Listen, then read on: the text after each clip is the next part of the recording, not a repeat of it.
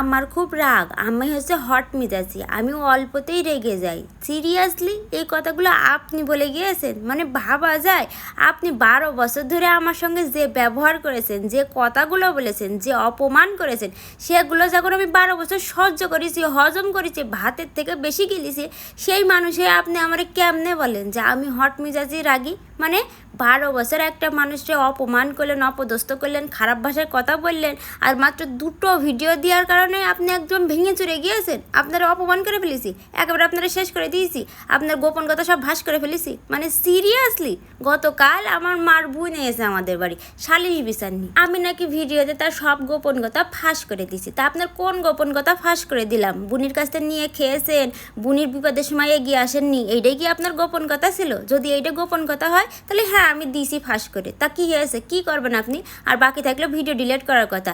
12 বছরে যা করেছেন সব কিছু তুলে ধরবো, কোনো সমস্যা নেই, ডিলিট করা তো দূরে